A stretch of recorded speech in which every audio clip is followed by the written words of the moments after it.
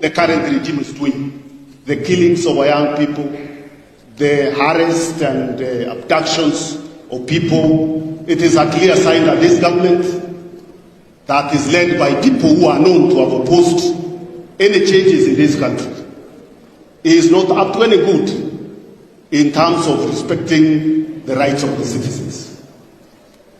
The other clear sign, I want to summarize because there isn't really much time, is also the undermining of some of the gains in terms of socio-economic safety nets that have been implemented over the years by our previous leaders who have made it possible for many of our people, especially people from poor families, to be able to access education and be able to have a dream of social mobility.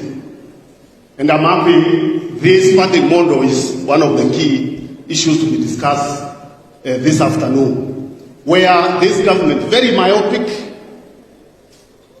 very nihilistic, short-sighted government that doesn't see the value of preparing our young people to be able to play their role in this country by removing the benefits that have been there from the time of Kenyatta up to now. The only guarantee for poor people to be able to get jobs, to access opportunities, was that route of education. Now it is all being dismantled. And it is being dismantled without any proper process being followed. All we are being given are excuses and useless explanations.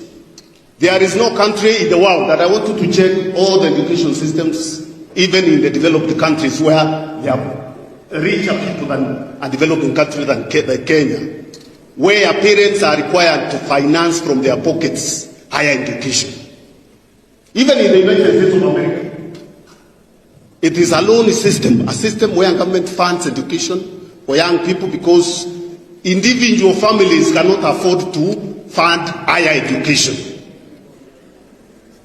This is what happens everywhere. Now we are being told here, we have categories of rich people, and then students are being put in categories of families, and salaries of families are being looked into. Yet when you look at those salaries, you look at the people who are employed in government or even the private sector, is a very small population. So it's a total conmanship that is being implemented that is intended to completely make it impossible for people to go to school in this country, and we must fight it.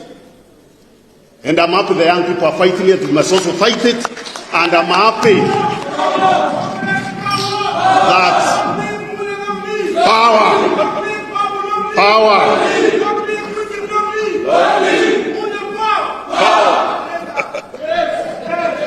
And I want to finish by saying that don't be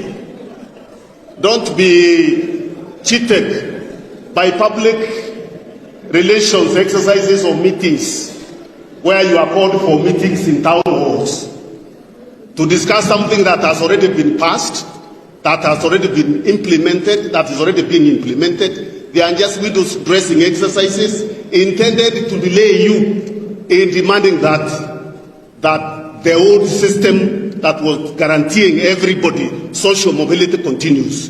And therefore we are totally, as MIO, totally opposed to this system that is intended, like many other policies that are being implemented by this government, intended to exclude vulnerable people, exclude poorer families from accessing education. And they did all the policies this government has been implementing that is making sure that the money is left with them kuendelea kupora vile wanapora.